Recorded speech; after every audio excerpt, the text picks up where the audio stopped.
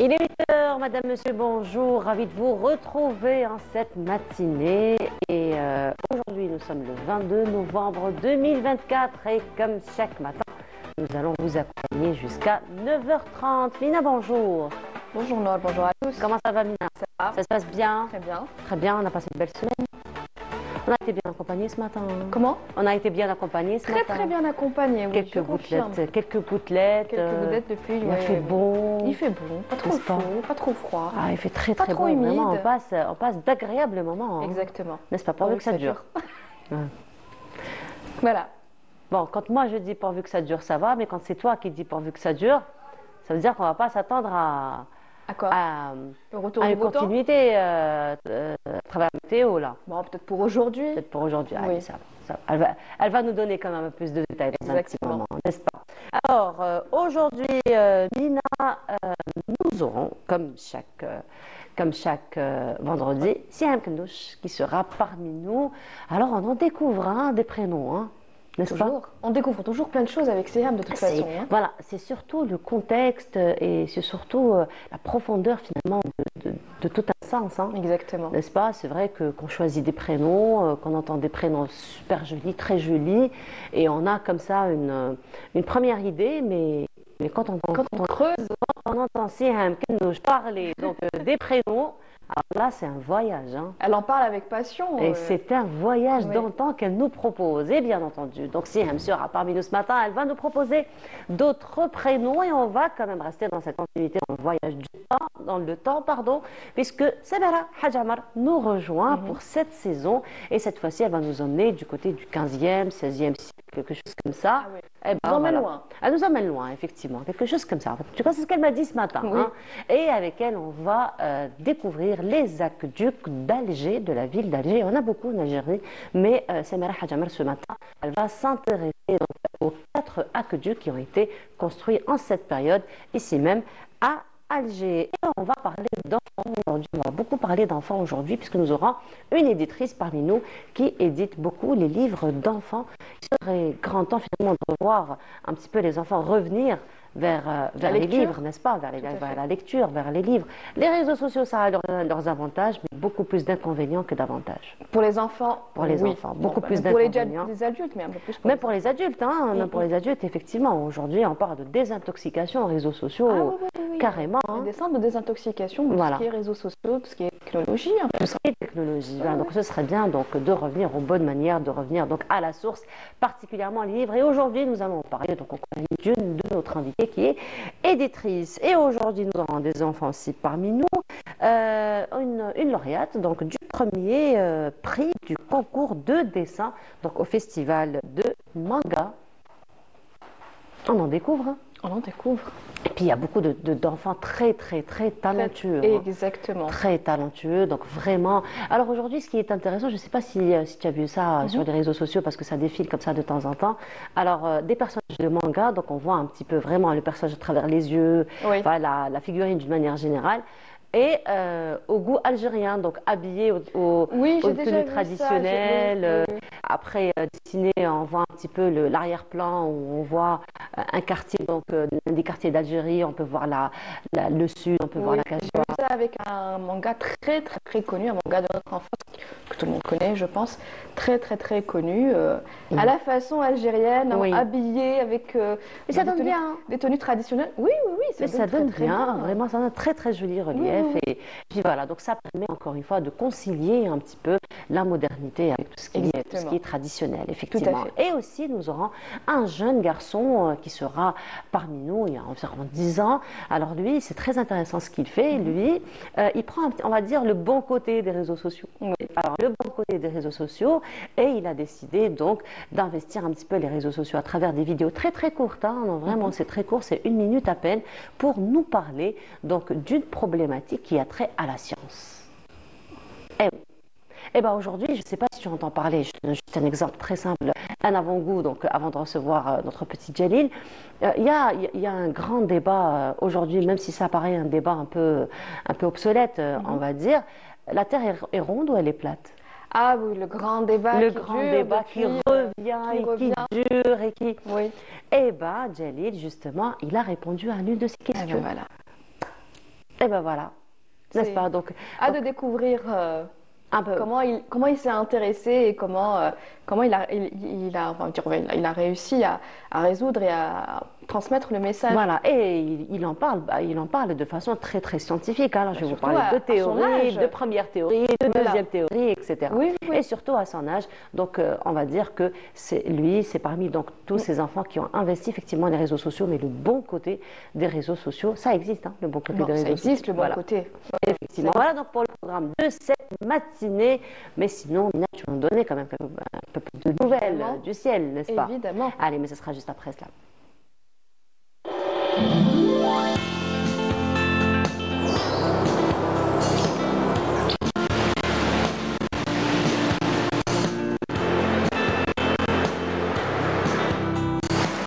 موبيليس تقدم لكم الأحوال الجوية. موبيليس، معا نصنع المستقبل.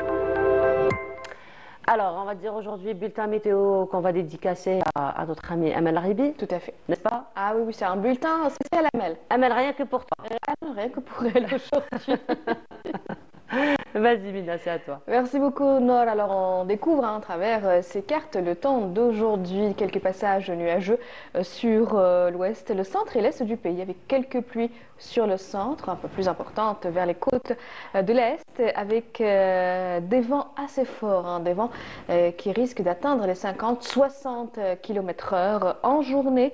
Et puis, sur les régions sahariennes, un ciel plutôt voilé vers le Nord Sahara, le Sahara central, l'extrême sud, le Gard et le Tassili, avec évidemment de fréquents soulèvements de sable.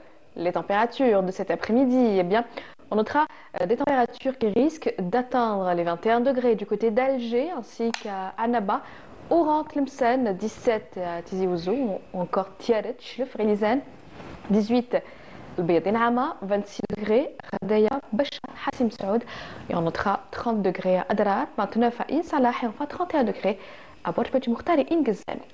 On passe tout de suite à l'état de la mer. Pour cet après-midi, eh bien, on notera une mer très agitée sur le centre et l'est, agitée vers les côtes de l'ouest avec des vents entre 30 et 50 km/h vers la partie ouest et entre 30 jusqu'à 70 km/h sur le centre et l'est. On passe tout de suite à l'Amérique du Nord. Pour cette journée, eh bien, le ciel restera dégagé en Californie. On notera un ciel dégagé également à Miami. Des pluies à Montréal, New York et Vancouver. Côté température, eh bien, on notera 8 degrés seulement à Vancouver, 11 à Montréal, 8 degrés à New York, 22 à Miami, 18 à Dallas et enfin 24 degrés en Californie. Encore une fois, très bonne matinée et à tout de suite.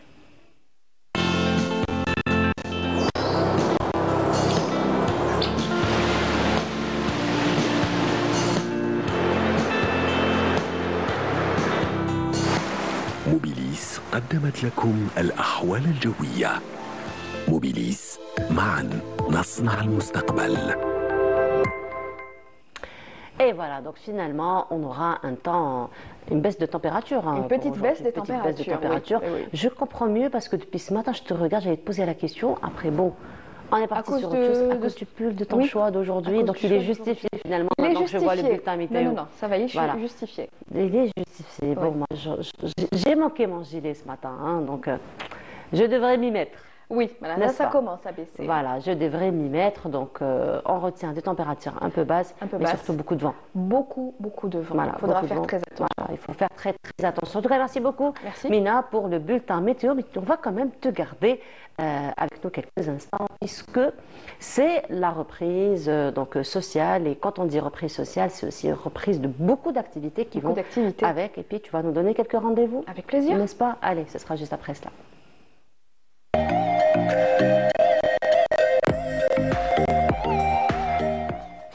Et on disait donc beaucoup de rendez-vous culturels. On a beaucoup de choses à faire cette semaine. Beaucoup de choses à faire. Déjà, on a eu beaucoup de choses à faire la semaine dernière, surtout pour les amateurs de jeux vidéo. Il y avait énormément de choses à faire. Les amateurs de jeux vidéo et les amateurs d'exposition. D'exposition surtout. Il y en a eu énormément au début du mois de novembre. Début du mois.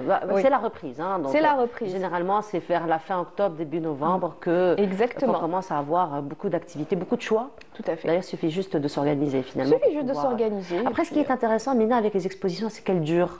Donc elle dure jusqu'à un mois. Exactement. Si elle dure jusqu'à un mois et quand c'est la fin d'une exposition, le lendemain, quelques jours après, il y a le début d'une autre. Voilà. Voilà. Donc on ne chante pas finalement quand il s'agit d'avoir des activités. Du tout, voilà. du tout. Alors, qu'est-ce qu'on peut faire donc durant le week-end déjà, on va commencer. Alors, durant le week-end, bon, toujours pour les amateurs d'art, d'exposition, et des expositions qui se poursuivent. Alors, il y a l'exposition Art Exhibition qui se poursuit jusqu'au 30 novembre. Donc, c'est l'exposition de l'artiste Myriam Mohli Aous, donc à la Fondation Assa. Donc on admire un petit peu l'affiche, ça nous donne un petit avant-goût. La Fondation Asla, très dynamique. Hein, très dynamique. Il y a toujours quelque chose à faire, il y a toujours des expositions. Les artistes, les artisans. Tout à fait. Elle fait un travail fabuleux, effectivement, pour la promotion de l'art de manière générale. En espérant que ça continue encore, parce qu'il y a énormément de choses qu'ils font justement à la Fondation Asla. Il y a énormément de talents à découvrir encore. Tout à fait. C'est une occasion. Oui, justement. effectivement. C'est une occasion continue. Nord, avec une autre exposition, cette fois-ci l'exposition de Ammar Briki, donc yeux ouverts, yeux fermés, yeux ouverts, yeux fermés. Donc voilà. Ah, ça en dit long, ça. Hein, ça en dit long. Ça donne envie d'un petit peu de découvrir. Oui. C'est un peu poétique, moi je trouve. Philosophique, poétique, effectivement. Exactement. Donc c'est une exposition qui va se poursuivre, hein, donc c'est en ce moment qui va se poursuivre jusqu'au 5 décembre du côté de la galerie Azouart. Donc voilà, très très belle exposition à découvrir. On continue Nord avec une autre exposition, 33 palettes algériennes cette fois-ci. Donc ça va commencer le 30 novembre. Donc beaucoup d'artistes, hein, beaucoup d'artistes. Un collectif cette fois-ci. Tout à fait. Donc beaucoup. Alors j'imagine 33 palettes, c'est 33 participants. 33 participants. Ouais. Voilà. Donc magnifique. 33 participants. Donc ça va se passer au Centre d'art El Kounouz. Donc ça va commencer le 30 novembre. Donc une exposition qui promet d'être très riche en couleurs. Oui. Voilà, rien que l'affiche parle d'elle-même, effectivement. L'affiche parle d'elle-même, donc ça risque d'être riche en couleurs. On continue Nord avec du théâtre. Donc théâtre de rue avec la troupe, donc j'espère que j'ai bien prononcé, Terre Oumzroun. Donc ça va se passer samedi, donc demain, à partir de 17h à la place Émir Abdelkader. Ah, donc c'est le théâtre de rue? Tout à fait. Ah, ça c'est super sympa. Voilà. Théâtre de rue. Alors si le public ne va pas au théâtre, c'est le théâtre qui va, c'est le théâtre qui va au public. Et ça c'est très très intéressant parce que ça draine beaucoup de curieux, effectivement. Exactement. Et ça permet finalement de renouer avec cet art. De renouer avec cet art et de faire découvrir justement cet art aux enfants qui n'ont jamais vu de pièces, de pièces de théâtre ou voilà. Donc ça sera une découverte pour les enfants. Donc allez-y. Et profitez, donc ça va se passer à partir de 17h à la place Émir Abdelkader. Voilà.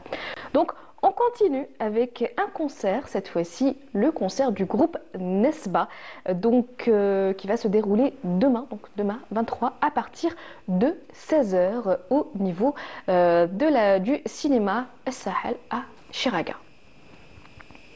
Beaucoup d'activités. Hein. Beaucoup d'activités. Pour ce week-end. Hein. Beaucoup d'activités pour ce week-end. Donc, il y en a un petit peu pour tout le monde. Hein. Oui, musique, un petit peu pour tout le monde. Spectacle, voilà. Exposition. Donc, voilà. Il y en a un petit peu pour tout le monde. On continue Nora pour le 70e anniversaire du déclenchement de la révolution algérienne. Donc, il y aura énormément... Enfin, ça a déjà commencé. Hein, beaucoup de pièces de théâtre. Donc, là, on peut découvrir un petit peu le programme. Il reste donc... Alors, on a pour le 26 novembre... le 28 novembre et également le 30 novembre et pour le mois de décembre. Donc énormément d'activités. Ça c'est au TN. Alors ça c'est sur... Voilà. Alors plusieurs endroits. Ah oui, plusieurs endroits. Voilà. Comme ça, tout le monde sera servi. Voilà, tout le monde pourra aller découvrir ces petites pièces de théâtre. C'est parfait. On continue. Encore avec une dernière... on est gâtés, hein. Une dernière activité, voilà, donc pour la 4e édition du prix du Cheikh Abdelkrim Dali. Donc, alors cette année, ça sera en hommage Cheikh Nourdine Saoudi qui nous a quitté il n'y a pas longtemps, donc un ami de la télé, un ami de la radio, un grand ami de la musique également. Donc ça sera en hommage à Nouri Saoudi. Donc ça va se passer du 25 au 29 décembre à l'Opéra. Ah ben voilà, l'Opéra d'Alger. c'est magnifique finalement de mettre en valeur comme ça tous ces piliers qui ont travaillé pour la promotion déjà de notre identité d'une manière générale. Hein. Exactement. Voilà. Donc cette édition lui est dédiée. Alors là, on me dit qu'il reste encore un rendez-vous que tu devrais nous donner. Oui. Ah, je sais pas, on me le dit. Non. Ben voilà. Ah oui. Oui. Bah dis donc. Ah, bah, ça se comprend, hein. Il y a tellement de dates, il y a tellement d'activités. Il y a tellement d'activités. Donc Voilà. c'est une exposition. Nour. C'est une exposition, moi je ne l'ai pas écrit sur... c'est Faisal Barkat. Si, de Faisal Barkat, tout à fait. Donc du 18, ça a commencé. Donc du 18, ça va se poursuivre jusqu'au 28 et ça va se dérouler du côté de la galerie Mohamed Hassim. Ah bah voilà, donc voilà. Finalement on est bien servi. On est bien servi pour cette semaine. Il y a un petit peu... Et puis tout le monde est servi. Tout le monde est servi. C'est surtout ça. Les artistes, alors les amateurs de peinture, de musique, de théâtre. On n'oublie pas le théâtre, exactement. Ah bah merci beaucoup pour toutes ces dates, Nina. On se retrouve demain? Non, d'abord on se retrouve déjà à midi. On se retrouve déjà à midi. Voilà, à midi pour d'autres nouvelles du ciel, à 19h. Demain à partir de 8h à 9h30. Avec plaisir. C'est parfait. Merci beaucoup, Mina. Et à tout à l'heure. Et on continue. Ça va être pause musicale. Tu vas adorer la chanson que Radia a choisie pour nous aujourd'hui.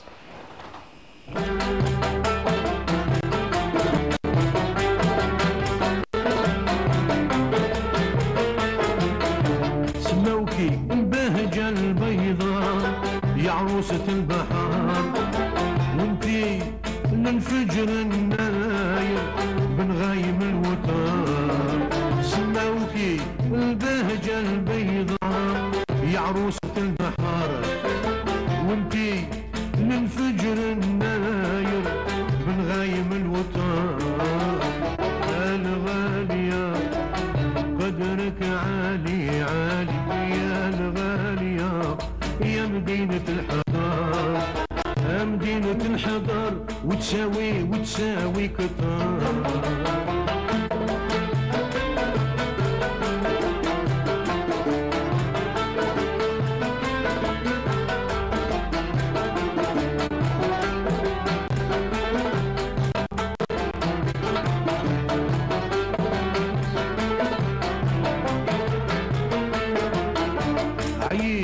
معاني الخطار والبال ما جبار معنا لواتي للشعار وبيات وتصور عييت في معاني الخطار والبال ما جبار معنا لواتي للشعار وبيات وتصور وقد ما نقول في الزينة عبار وقد ما نقول انتي بالنظر وتساوي كتر اعزي وتساوي كتر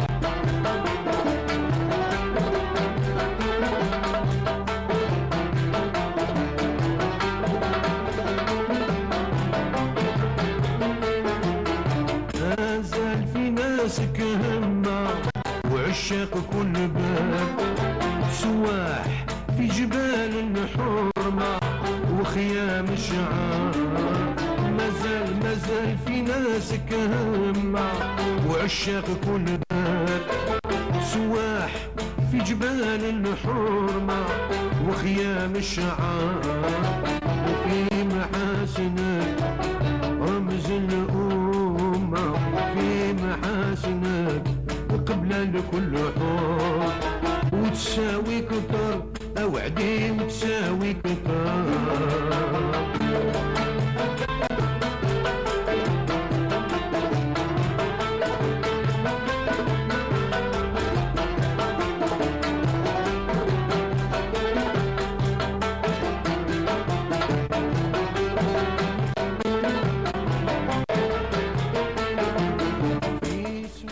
voilà, c'était donc Abdelmajid Meskoud et aujourd'hui en compagnie du docteur Fethi Benachtou. Comme chaque vendredi, on va ouvrir page santé. Cette fois-ci, nous allons parler du diabète. On en parle beaucoup effectivement, mais cette fois-ci, le diabète chez l'enfant, parce que malheureusement, on voit que les enfants sont de plus en plus atteints de cette maladie. On va en parler juste après cela.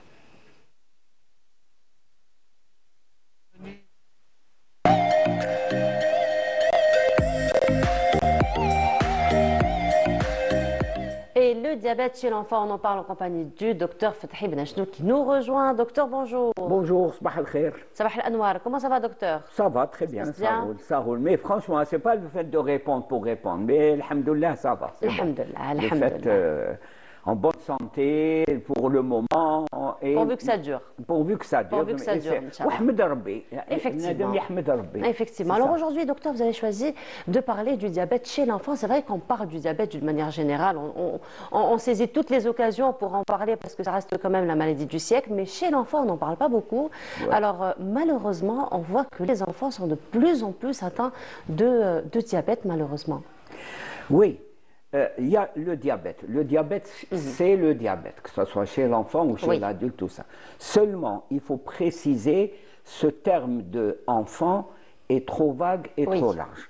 Il y a l'enfance, au début, il y a l'adolescence, la préadolescence, et il y a le côté. Maintenant, au niveau international, on a pris la définition juridique, qui est précisée par rapport à la juridiction. Oui.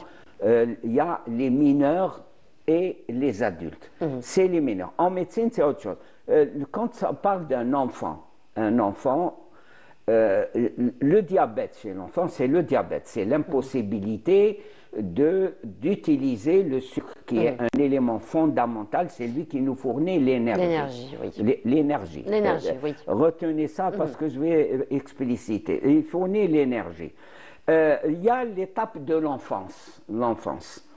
Et il y a aussi le diabète qui apparaît de plus en plus. Celui qu'on appelait le diabète gras, le diabète de l'adulte, il apparaissait à l'âge adulte. Maintenant, on a le curseur, et ça c'est dans toutes les maladies chroniques, qui est descendu vers les jeunes. Alors, première chose, le fait de dire « Ah non, il y a des maladies pour les personnes âgées, on peut aller pour l'hypertension pour beaucoup. » Non, maintenant, ce n'est plus les personnes âgées. Ce n'est plus le cas, parce que c'est vrai qu'il y a quelques années en arrière, c'était anecdotique, on entendait un jeune qui avait un problème d'hypertension ou de diabète. Voilà. Donc, on a un diabétique de type 2, c'est-à-dire personne âgée, qui n'a pas recours, c'est ça qui est important, qui n'a pas recours à l'insuline. Et maintenant, c'est beaucoup plus le diabète de type 2 de l'adulte qui touche les jeunes. Et on va descendre un peu plus bas. Le diabète de l'enfant, il est spécifique. Pourquoi? Ça, c'est une insuffisance, incompétence, entre guillemets, du pancréas. Et parfois, il n'existe pas. Parfois, il est réduit. Parfois, il est rétréci. Et c'est dû à quoi, finalement, docteur? Là, à la naissance, et on dit que c'est une maladie auto-immune. C'est-à-dire que ce qui est censé défendre l'être humain, il se retourne contre lui. Et ce qui est important, c'est que la maman doit allaiter son bébé. Ça, c'est très important parce qu'elle lui apporte l'immunité. À travers le lait, elle lui apporte l'immunité. Ensuite, ce qui est important, c'est la prise en charge, la gestion de ce diabète de l'enfant. On sait que le seul traitement, c'est les injections d'insuline. C'est facile de le dire.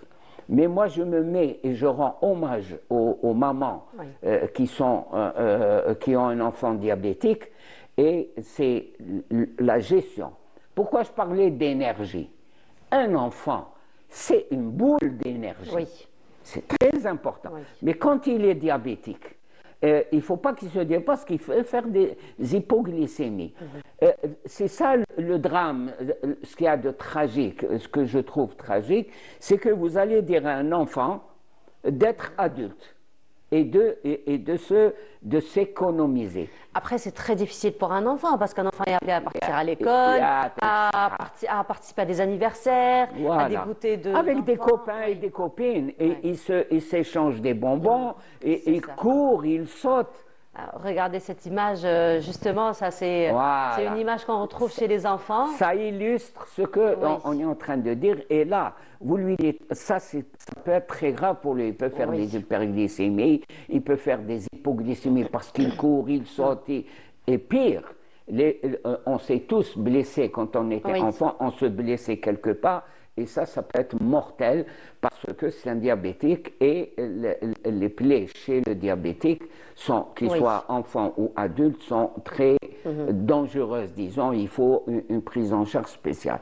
Moi, le diabète chez l'enfant, ce n'est pas le traitement, ce n'est pas la physiopathologie, c'est beaucoup plus la prise en charge, la gestion de ce diabète. Et c'est le couple merveilleux, le couple maman et enfant qui est important.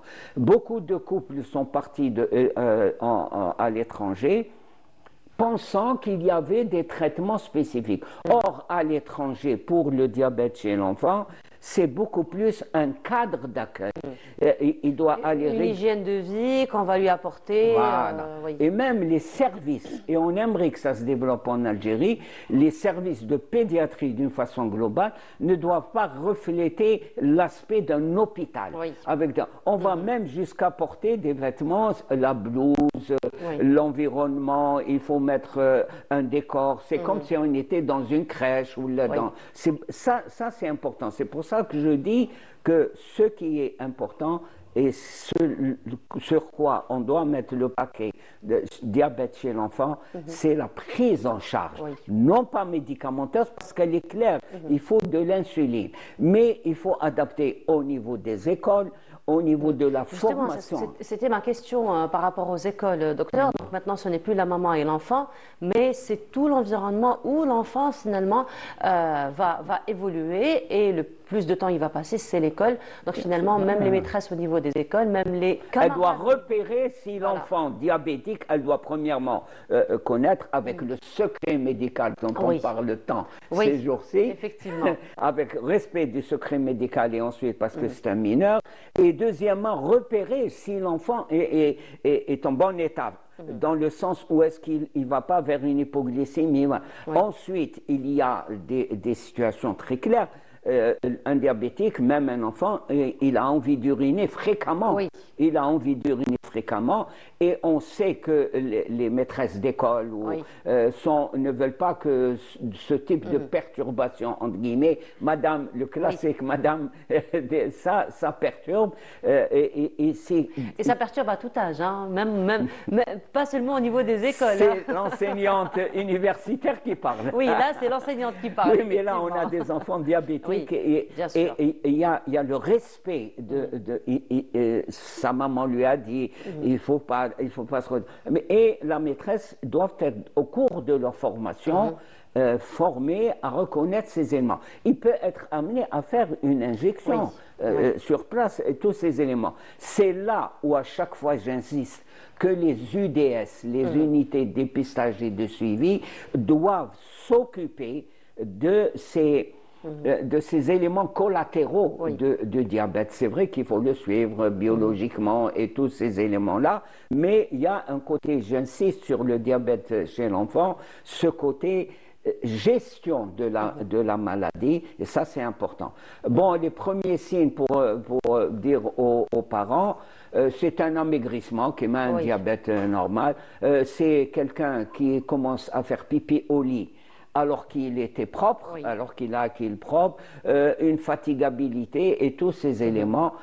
Et ensuite, il faut toujours remonter, est-ce que la maman est diabétique, est-ce que le papa, est-ce que la sœur, la tante, il faut avoir.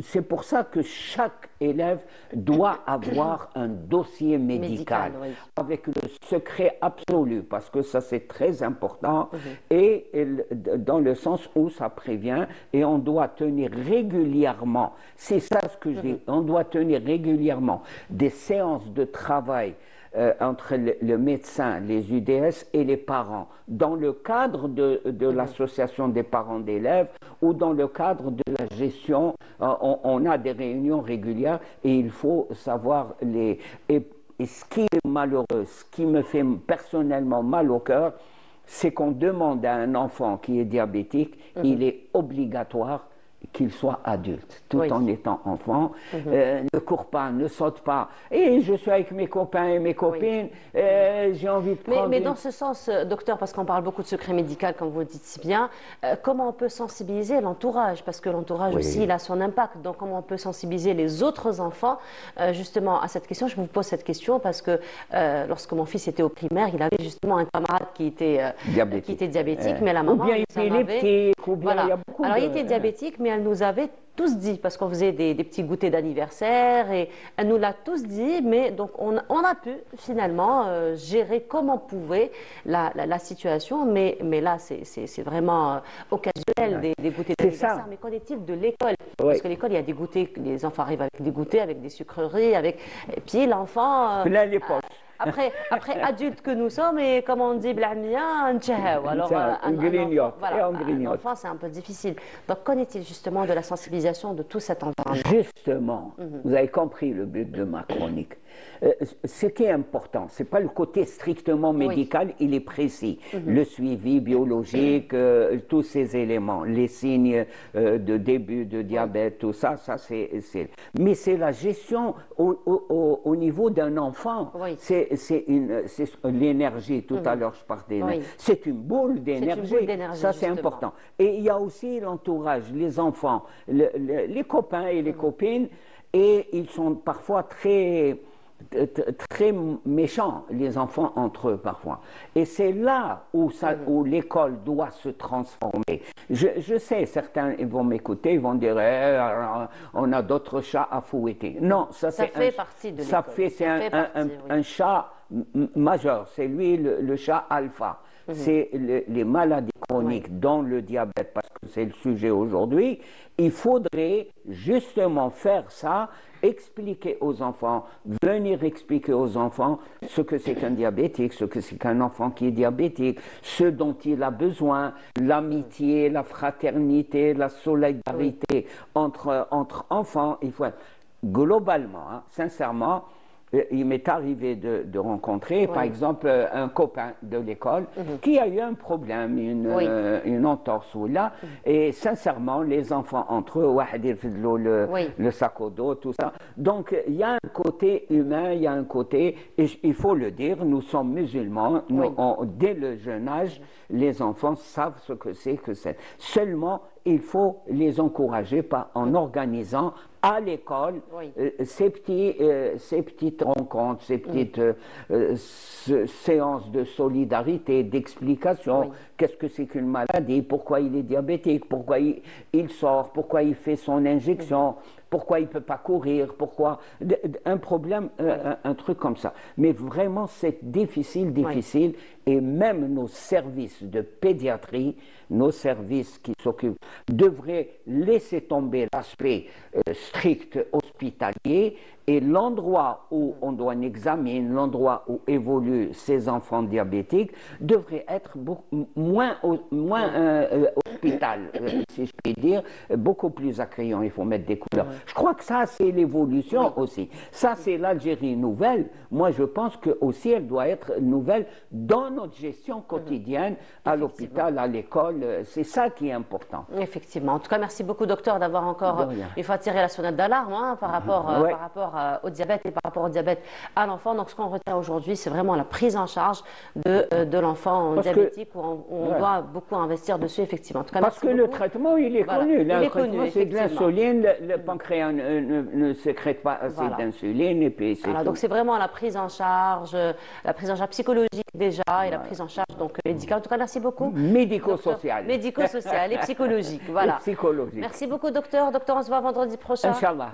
Pour un autre rendez-vous, pour une autre page santé. Inch'Allah. Merci beaucoup, docteur. Bonne semaine à vous. On continue. Cette fois-ci, nous allons à découvrir. Donc, je vous propose de découvrir une formation donc, qui a été organisée pour le métier du paysagiste. Et c'est notre collègue Hamid El-Bouh qui s'y est intéressé dans ce reportage. On se retrouve juste après.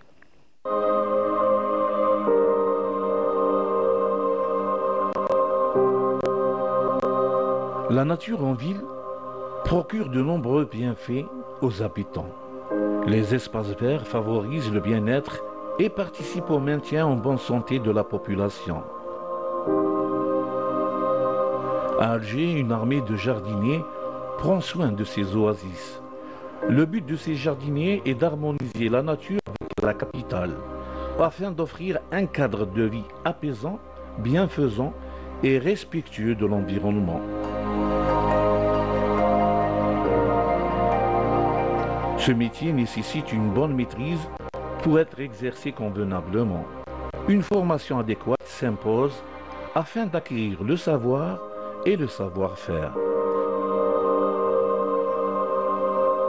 C'est dans ce sens que l'Institut de technologie et moyens agricoles, spécialisé en horticulture ornementale et paysagisme, forme des techniciens en agriculture et le perfectionnement de la profession agricole. Nous formons des techniciens supérieurs en horticulture ornementale et paysagisme. Ce sont des étudiants qui ont le niveau terminal au plus. Pour être technicien supérieur, je précise bien, parce qu'elle est technicienne niveau deuxième année, secondaire. L'objectif de la formation, c'est que nos élèves, ces jeunes, apprennent à créer une pépinière, apprennent à aménager des espaces verts, que ce soit des hôpitaux, des jardins, des villas, des hôtels. Là où il y a de l'espace vert, ils sont aptes à l'aménager. À chaque occasion, des paysagistes de renommée sont invités au niveau de l'Institut. Aujourd'hui, c'est l'architecte paysagiste algérien installé à Berlin, Kamel El-Wafi, une icône du dialogue interculturel qui est invité. El-Wafi a su s'imposer dans le monde créatif du paysagisme par des projets de jardins, des places et des parcs de grande envergure. Les étudiants peuvent ainsi profiter des connaissances de celui qui a semé les grains à travers le monde. Alors aujourd'hui, nous avons invité M. Louafi Kamel, grand paysagiste, architecte paysagiste algéro-allemand. Il nous a fait le plaisir de venir pour discuter, pour présenter son travail et encourager la jeunesse d'aujourd'hui. Mes étudiants, il est là pour leur expliquer qu'est-ce qu'il faut faire pour toujours être à l'avant des projets, ne jamais abandonner. Il leur a donné beaucoup d'astuces et beaucoup de... Quand il y a un problème, comment le contrecarrer. Ça a été une expérience positive pour eux. L'espace vert est un équipement public prisé. Au-delà de leur rôle social, les parcs, les squares et les jardins sont des espaces gérés et entretenus. Ils composent ce grain de verdure qu'il faut protéger. Et voilà, c'était donc le métier du paysagiste et c'est Hamid El-Bouh qui s'est intéressé dans ce reportage à une formation donc, qui a été organisée pour promouvoir encore ce métier. Cette fois-ci, nous allons aller dans un autre monde, dans le monde des enfants à travers l'édition, puisque l'édition aujourd'hui s'intéresse beaucoup aux livres d'enfants et nous allons parler en compagnie de l'éditrice Madame Kadri Melika. Bonjour. Bonjour. Auto-éditrice. Auto-éditrice, ok, ouais. Allez, auto-éditrice. Ça va madame? Ça va, très bien. Alors on vous a reçu il y a quelques temps. Merci de m'avoir invité de nouveau. Vous êtes chez vous, madame Kadri. Moi je dis toujours bonjour d'Algérie, ici, c'est tout le monde qui est chez soi. Voilà, alors madame Kadri, on vous a reçu il y a quelques temps de cela pour parler donc d'un premier lot que vous avez mis en circulation à la disposition des enfants, là où on partait en vacances. Voilà, les enfants, c'était juste avant les vacances. Donc j'ai fait un livre pour les enfants, Mes vacances en Algérie. J'avais fait le tome 1. Mes vacances à Alger, et ensuite j'ai fait le tome 2, Mes vacances à Béjaïa. Alors, ce qui est intéressant à travers vos livres, Madame Kadri, c'est que les voyages, on a beaucoup de voyages. Hein, alors, donc, celui-là, c'était en anglais, je me rappelle, vous l'avez fait en anglais. Et ça, c'est le tome 2, Béjaïa. Voilà, tome 2, Béjaïa, effectivement, vous l'avez fait en anglais parce que c'était arabe, français, anglais. Voilà. Et vous aviez un projet pour le faire en amazigh, c'est ça, si je me rappelle. Il y est. Eh ben voilà, il y est. Ben voilà. Il est dans le Alors, ce qui est intéressant, c'est qu'on part beaucoup en voyage en votre compagnie, parce que non seulement c'est le voyage dans différentes villes d'Algérie, c'est le voyage aussi dans les traditions, dans la religion, puisqu'on parle de Ramadan, on parle de l'Aïd. Pour le Ramadan. Voilà, on parle de l'Aïd. Et donc, alors parlez-nous un petit peu de cette initiative, donc de mettre en évidence et surtout de mettre en circulation des livres comme ça pour la promotion des enfants. Le point de départ, c'était par rapport à mes petits-enfants. J'ai 2 petits-enfants qui sont âgés maintenant de 6 ans et 9 ans, qui vivent en France avec leur maman et avec moi. On est voisins en même temps. Et donc, quand c'est le Ramadan, je leur parle de la religion. Et comme les enfants, pour apprendre facilement les choses, il leur faut du coloriage, des jeux. Donc, j'ai eu cette idée de mettre sur papier des jeux, des coloriages par rapport à différents thèmes, le Ramadan, les vacances. Et mon dernier bébé, que je tiens beaucoup à ce livre, comme il y avait le 1er novembre, donc je leur ai parlé de la révolution algérienne. Parce que c'est ça, moi on m'appelle Mimi. Donc, Mima, c'est beaucoup d'affection, ça. Oui, Mima. Donc je leur ai dit, je veux faire un livre sur la révolution algérienne. Vous allez connaître votre révolution en Algérie. Le grand, il a 9 ans, ici, en français, aussi en anglais, mais pas en arabe aussi. Ça, je l'ai mis à l'arabe. Mais il n'est pas encore, mais juste les... La mamie avec la petite fille, va dans une situation de transmission. Tout à fait, finalement. Avec caresse. Donc l'illustratrice, elle est algérienne, elle est de Blida, elle s'appelle Sihem Nouez. Vous voyez, elle a fait du bon travail, je suis satisfaite et Inch'Allah, je continuerai avec elle pour mes prochains livres. Donc je contribue en même temps aux illustrateurs algériens pour il y en a des illustrateurs talentueux. Hein. Tout à fait, voilà. Exactement. Ça, c'était le jour d'indépendance, donc elle m'a fait le... on reconnaît très vite les images, effectivement. Alors, en immersion. Hein. Oui, ça c'était le congrès de la Soumam, lorsqu'il y a eu la réunion des différents dirigeants pour les accords. Voilà, donc c'était à Ifri. Et je fais des petites notes d'humour. Par exemple, Ifri, la petite, elle dit, mais Mima, c'est le tabasson que tu bois? Elle lui dit, oui, mais c'est aussi une région de Kabylie. Voilà. Et après, les accords d'Évian. Mais Mima, Évian, c'est pas aussi l'eau d'Évian? Elle lui dit, oui, aussi en France. Voilà. Petite note d'humour à chaque fois pour distraire l'enfant. Et puis aussi pour donner un peu plus, parce que ça fait un petit peu partie de la culture générale de l'enfant. Voilà. Mais sinon, aussi, Madame Kadri, à la fin donc, de chaque livre, enfin de plusieurs de vos livres, il y a un quiz. Il y a un quiz. N'est-ce pas? Il y a un quiz. Donc là, on arrive finalement à tester un petit peu les connaissances de l'enfant. S'il a bien compris l'histoire. Et en même temps, comme c'est toujours éducatif, donc c'est par rapport, là c'est sur la Révolution, donc il doit connaître les dates. Et après, je leur fais du coloriage et je leur fais des mots croisés, toujours en rapport avec l'Algérie. Voilà. Là, par exemple, c'est sur les villes ou c'est... Là, c'est sur les villes, c'est ça? Les monuments? Les monuments. C'est sur les monuments? Là, c'est sur les villes.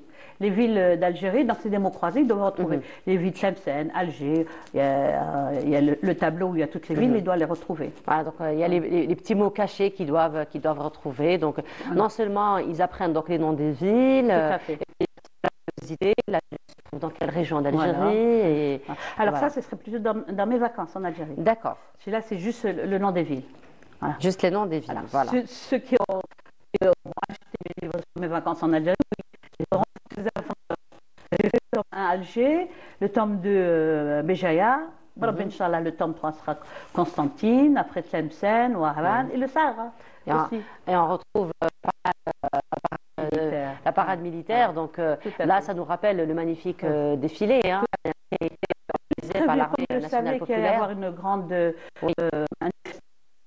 commémoration du 70e anniversaire de la Révolution. Donc j'en parle dans le livre et la petite, elle dit qu'est-ce qu'on va faire ce jour-là et la grand-mère, elle lui dit on va aller à Marrakech, on va va aller on va voir la parade, et le soir, on va voir un spectacle. Donc, tout ça est mentionné dans l'histoire. Et même le quiz, alors combien d'années a duré la guerre d'Algérie? Donc vraiment, c'est très ludique. Hein, oui, donc, ouais. début de la guerre d'Algérie, donc, où se sont déroulés les accords du cessez-le-feu, pardon. Voilà, j'ai dit tout est mentionné dans l'histoire. Ça permet finalement cet ancrage, de mieux comprendre et de mieux s'intéresser donc finalement à l'histoire d'Algérie. C'est très ludique, hein, voilà. Donc c'est facile à lire. Et ça aussi, donc je vais le traduire en anglais. Après celui-là, déjà, il est en arabe, il est bilingue. Hein, oui, donc, depuis, ça a été le dernier livre où Amazon, pour l'instant je suis Amazon, mais je suis venue au salon du livre pour effectivement rencontrer les maisons d'édition. Et je ne cacherai pas qu'il y a pas mal de maisons d'édition qui ont été en Algérie, et donc ils seront prochainement disponibles en Algérie. Pour l'instant, ils sont disponibles que sur Amazon. Oui. Voilà. On pourra bientôt les retrouver. Voilà, c'était l'objectif. Au niveau des librairies, Inch'Allah, cette fois-ci. Voilà. J'ai rencontré pas mal de maisons d'édition. Il y en a une qui est vraiment très intéressée par oui, parce que tout le lot, chaque lot, il apporte beaucoup de connaissances. Donc là, c'était à l'occasion de Ramadan, c'est ça, apprendre l'alphabet et les chiffres arabes. Les chiffres et les lettres arabes, donc, avec des mots en même temps en arabe et du coloriage. Et la page Ramadan. Ah. Voilà. Sur la page de gauche, si vous ouvrez le livre. On va ouvrir. Voilà. Donc, devant le livre, vous avez sur la page de gauche une bonne action à faire pendant le Ramadan. Et, ah oui, là par exemple, Tarawih. Voilà, le mot Tarawih. Et une bonne action, assister à la prière Tarawih à la mosquée avec mes parents. Ah ben voilà. Et après, il y a du coloriage derrière. Coloriage. Voilà. Donc finalement, ça incite l'enfant. Donc, apprendre les lettres et avec du coloriage en même temps. Voilà, ma bonne action. Voilà. Celui qui a eu beaucoup de succès, c'est mon livre sur le Ramadan, Eid Mubarak. Celui-là, Eid al-Fitr Mubarak. Voilà. Ça, c'est pour les tout petits. J'ai pensé aux tout petits de 3 ans à 5 ans qui ne savent pas lire. Donc, aussi en même temps apprendre apprendre l'alphabet et avec alors, beaucoup de couvertures ont été générées par des intelligences artificielles. Je me suis mise aux intelligences artificielles, donc il y a beaucoup de dessins qui sont faits par les intelligences artificielles. Mais de toute façon, c'est très joli, c'est très coloré. Et puis là, vous commencez à faire vos contacts un petit peu avec des illustrateurs. Tout à fait. Donc déjà, ça leur fait du travail, n'est-ce pas? Je fais les deux, je mélange les deux. Les deux. Et donc là aussi, toujours... Là, encore une fois, on est en train d'apprendre les mots arabe, anglais, français. Voilà. Là, c'est arabe et anglais. Donc, je fais des thèmes. La famille, les fruits, le transport et tout ça. Donc, en arabe et en anglais. La première page, la page de droite, elle est colorée avec les mots écrits en rouge et en bleu. Et derrière, la même page, non colorée, l'enfant doit colorier. Voilà. Il veut colorier le dessin, il doit écrire le mot en anglais. Ah ben voilà, donc très éducatif. Pour qu'en même temps, il apprend les mots, que ce soit en arabe, soit en anglais. Effectivement, bravo pour tout votre travail, Madame Kadri, c'est très ludique, ça, vraiment ça entraîne de façon très fluide, très subtile l'enfant vers sa culture, vers son identité déjà et vers son histoire. Bon, j'espère vous retrouver très bientôt avec des livres édités en Algérie. Le prochain projet, très rapidement parce qu'on arrive à la fin. Alors, mon prochain projet, je suis en train de travailler dessus, qui est surtout destiné à la diaspora, aux enfants à l'étranger, algériens ou autres tunisiens. Je suis en train de faire un livre pour apprendre l'arabe, mais avec les instructions en français. Souvent, moi, je fais des ateliers, je suis une association, je fais des ateliers pour enfants, et souvent, les mamans me demandent, on veut que nos enfants apprennent l'arabe, avec un livre à la maison pour pouvoir les guider. Mais comme elles ne lisent pas l'arabe, elles veulent avoir les instructions en français et apprendre. Donc je suis sur ce livre-là. Et le deuxième livre, pour les mamans, pour les cuisinières, c'est nouveau. Comme il y a beaucoup maintenant utilisent l'air fryer. Donc je suis en train de préparer un livre, comme j'aime bien cuisiner aussi, ça se voit sur moi. Bravo, vraiment. Je suis en train de faire un livre de cuisine algérienne avec l'air fryer. Il est bientôt terminé. On vous souhaite très très beau succès. Inch'Allah, vous serez parmi nous pour en parler, pour les présenter. Je les ramènerai. Moi, je suis retraitée, un mois là-bas, un mois ici. Marhaba à tout moment, vous êtes chez vous. Madame Kadri, ça fait un plaisir de partager ce moment en votre compagnie. Très très belle continuation à vous et beaucoup de succès pour tout ce que vous faites. Merci beaucoup. Madame Kadri, on continue donc avec plaisir. On continue toujours avec l'enfant et cette fois-ci, nous allons nous intéresser justement à l'enfant, Madame Kadri, à la ratification donc des droits de l'enfant. Et c'est justement Nia Boudbouda qui s'est intéressée à ce sujet dans ce reportage et on se retrouve juste après. L'organe national de protection et de promotion de l'enfance a été créé le 15 juillet 2015 par le Premier ministre. Une équipe pluridisciplinaire travaille d'arrache-pied pour protéger et promouvoir les droits des enfants. Très rapidement comme ça, c'est dans le domaine de la protection de l'enfant, revenir à étudier toute situation d'atteinte aux droits de l'enfant. Aujourd'hui, avec la ratification de la Convention internationale des droits de l'enfant, l'Algérie a les mesures nécessaires pour qu'on puisse approcher ces droits et puis revenir à soulever toute situation. Mais aussi la coordination avec les institutions publiques, mais aussi les institutions et les personnes chargées de revenir à épauler, soutenir, aider l'enfant dans son noyau familial et social. L'adoption par l'Algérie de la loi 1512 du 15 juillet 2015 relative à la protection de l'enfant est une avancée remarquable dans la lutte contre les violences faites aux enfants. Cette loi fixe les mécanismes et mesures de protection de l'enfant. Elle assure une protection sociale, juridique et judiciaire à l'enfant. D'accord, واش حبيتي مدام درتي له البارحين الاختار تاعك درتي له البارحين.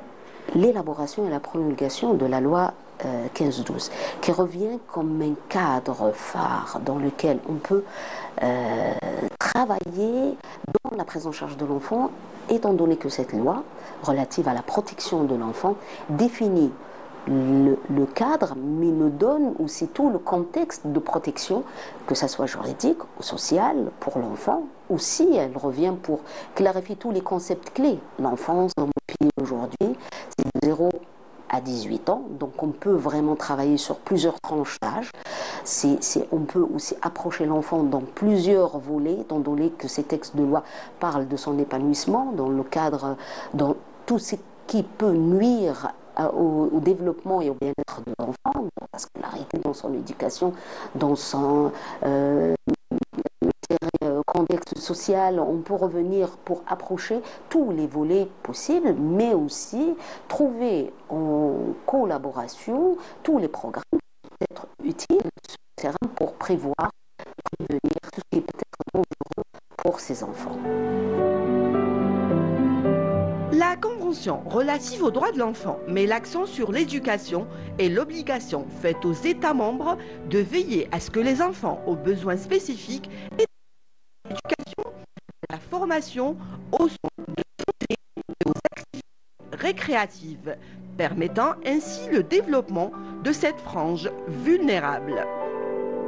Si l'organe national de la protection et la promotion de l'enfance a mis en œuvre ces outils de recueil de ces signalements, ça veut dire tout ce qui peut être l'accueil au niveau du siège de l'organe national, le numéro vert 1111, le courrier électronique, l'application à l'autofola, ou je dirais aussi la plateforme de la société civile, tous ces outils mis en place ont permis le contact direct avec la population, ont permis un droit de regard sur le vécu réel de l'enfant en Algérie, a permis aussi à ses parents, à ses professionnels aussi, de nous permettre de voir que dans cette partie que vous appelez besoins spécifiques, nous, on peut vraiment retrouver des tranches et des catégories très ciblées dans la prise en charge de l'enfant. On peut parler de l'handicap sensoriel, l'handicap moteur, l'handicap mental. On peut retrouver maintenant des dossiers dans lesquels on peut trouver des dossiers très particuliers, par exemple l'autisme, tout ce qui peut être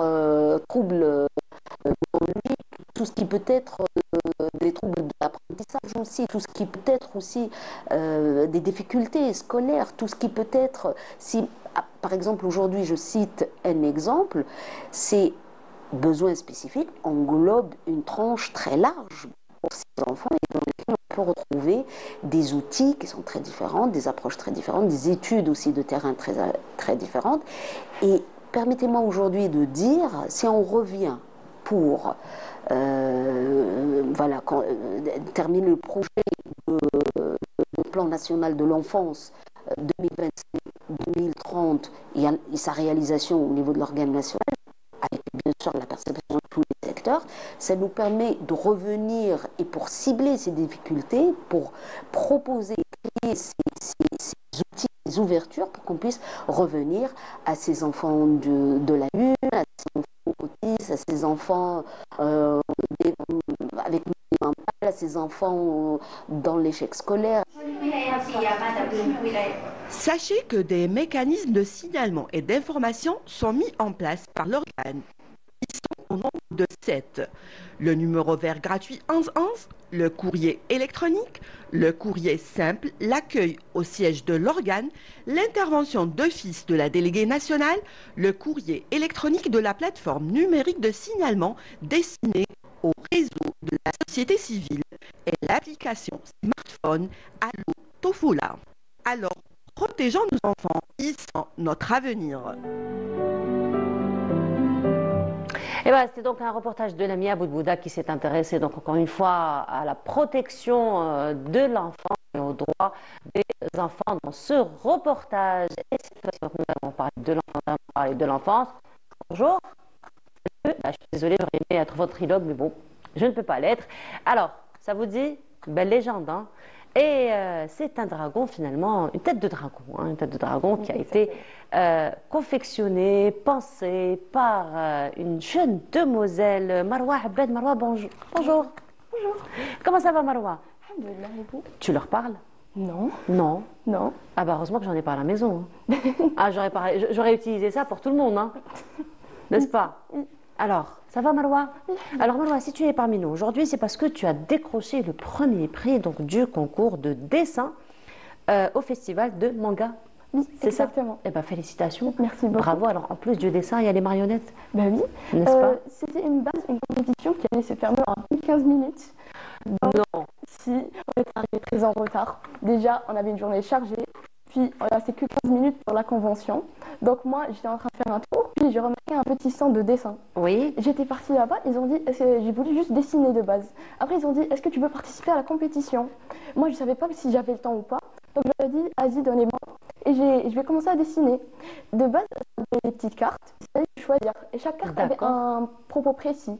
Par exemple, ça te donne la tête du caractère, son animal de compagnie, son élément. D'accord. Et après, tu dois dessiner ton propre héros. Ok. Donc moi, j'ai eu une petite idée. J'ai dessiné un petit héros avec ses petits rats. Et ces rats, ils crachaient du feu. Et ils faisaient plein de dégâts dans la ville pour sauver un petit chaton. Rien que pour ça. Juste pour ça. En tout cas, l'esprit dragon, il est toujours. Oui, voilà. C'est ta légende préférée. Exactement. D'accord. Alors, on va en parler un peu plus. Et un autre enfant est parmi nous ce matin, notre enfant prodige, j'ai envie de dire. Alors, lui, si vous avez des questions particulières autour de la science et vous ne trouvez pas de réponse, eh ben, Jalil est là pour vous répondre. Jalil, bonjour, marhaba bik. Comment ça va, Jalil? Je suis très contente de te recevoir, Jalil. Aussi.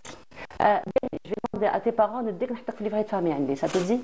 Oui. Oui. Ah, je suis désolée hein, pour les parents. Hein. C'est bon. J'ai pris Jalil. Ah, là, vous l'aidez. Ça va, Jalil? Ça va. Alors, Jalil, influenceur.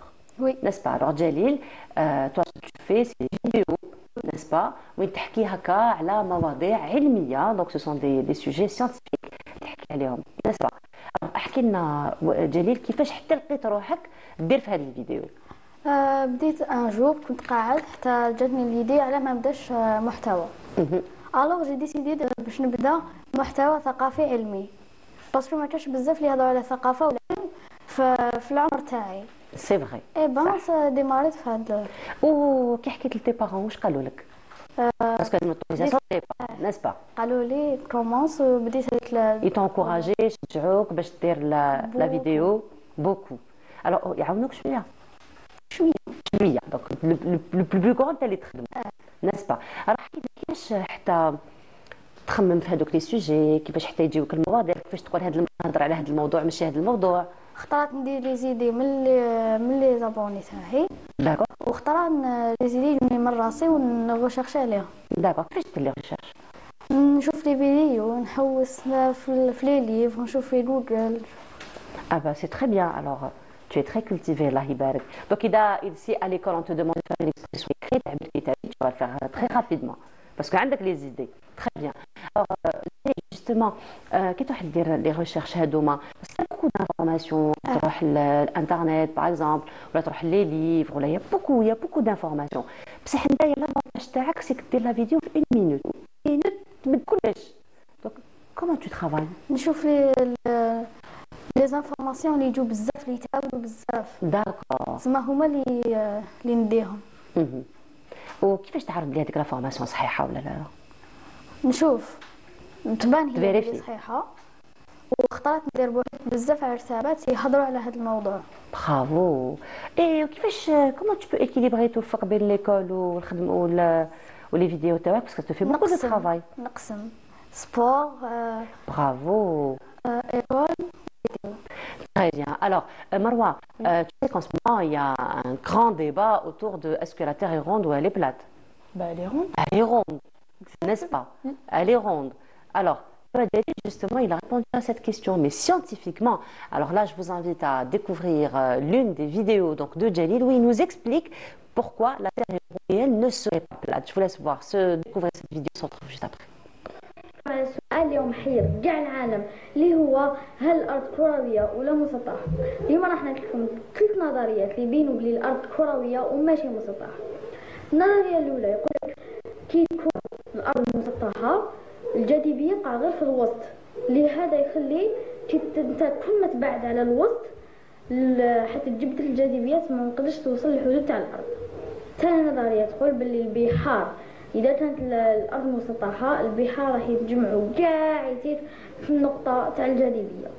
ثالث عفسة تقول بلي الهواء يتبع الجاذبية، تسمى الهواء ما يكونش في المناطق اللي بعاد على الجاذبية، والجاذبية قلنا بلي هي تكون في الوسط، تسمى راح يكون الهواء غير في الوسط، ما راحش يكون في الأطراف البعاد على الجاذبية. وهكا نكونوا عرفنا بلي الأرض كروية وماشي مسطحة. دوكا باي. Bravo Jalil, vraiment يعطيك الصحة. Alors c'est très pédagogique hein. Donc عندك منهجية هايلة. Donc tu commences la question, بعد شنو هما النظريات، شنو هما les théories. Donc tout ça c'est de la recherche. Hein. Oui. N'est-ce pas? Oui. والله يعطيك الصحة Jalil. Dans ce moment on va découvrir d'autres vidéos parce que tu as fait plusieurs vidéos. Je reviens à toi Marwa. Alors Marwa, en plus donc le fait que tu aies réussi ton concours alors en même pas 15 minutes. Oui. N'est-ce pas? À peine 10 minutes ça m'a suffi. Bravo. Donc l'inspiration, elle est là, elle te suit, elle est toujours présente. Genre des éléments, ils étaient faciles à comprendre. Moi, j'ai direct eu une idée. Et justement, quand on a mis à ta disposition tous ces éléments, tu as dit une tête, ceci, cela, etc. Donc tous ces éléments, c'était à toi de créer le personnage après, à travers ces éléments? Oui, il fallait créer un héros de base. Un héros. Donc ça, c'était ta création, ta propre création, en te basant sur ce qu'on t'a donné comme indice. Voilà. Alors, parfois, on donne des indices. Je sais que ça se fait dans les concours hein, pour rendre les choses un peu plus difficiles. On va te donner des indices qui n'ont rien à voir l'un avec l'autre. Voilà, ça m'a donné... Ils le font exprès, n'est-ce pas? Voilà, ça m'a donné un masque, puis ça m'a donné un rang. Moi, je ne savais pas comment genre les coller ensemble. Ben voilà, par exemple. J'étais le héros qui porte le masque, et en fait, ces petits rats, ils sortaient en fait de sa poche pour cracher du feu. Magnifique. Et ça, c'était en même pas 10 minutes. Voilà, exactement. Parfait. Alors, tu nous dis ce que tu ramènes ton inspiration en même pas 10 minutes. Alors, parlant du stress, de la route, n'est-ce pas, de rentrer au concours. Donc, tout ça, c'est un stress qui est cumulé, mais sur place. Donc, une fois sur place, on fait abstraction de tout ce qui... Voilà, on oublie tout. On est juste concentré avec la feuille. D'accord. D'où est-ce que tu ramènes ton inspiration? Plutôt des cartoons, des petits dessins animés de gosses et tout. Tu regardes toujours des cartoons, des petits dessins animés jusqu'à avec mon petit frère, parce que j'ai rien à faire de fois. Bon, pour te rassurer, à mon âge, je regarde toujours. Hein. Particulièrement lorsqu'il y a des dessins animés que je regardais lorsque j'étais petite, c'est la nostalgie. Hein. Voilà, exactement. Voilà. Je te cache pas que lorsque je regarde Princesse Sarah, je ne sais pas si tu connais l'histoire. Princesse Sarah, bah, je suis là, je laisse tout ce que j'ai entre les mains et je regarde hein, jusqu'à la fin. Hein. Voilà. Ça peut te rassurer. Hein. Ouais. Alors, Marwa, là, ce sont des petites cartes que tu as faites, n'est-ce pas? Je ne sais pas quelle caméra je vais montrer. Alors, donc là, ce sont des petites cartes que tu as faites, n'est-ce pas? Oui, je faisais ça pour des occasions spéciales. qu'un anniversaire pour une amie. D'accord. Ou bien genre pour une petite fête. Ah, c'est super. My first friend. Mon premier ami. Voilà. Lui, c'était le monstre de la forêt. D'accord. Et ça, c'est c'est encore une fois ton inspiration ou on te demande du moment que c'est fait pour des amis? Non, c'est juste une inspiration. C'est toi. Voilà. Donc ça peut servir à des cartes d'invitation, par exemple, voilà, quelque chose comme ça. Voilà, mais sinon tu me disais en coulisses aussi que ça t'a permis quand même de gagner un peu d'argent de poche. Voilà. Tu nous en parles? Oui, je les ai vendus.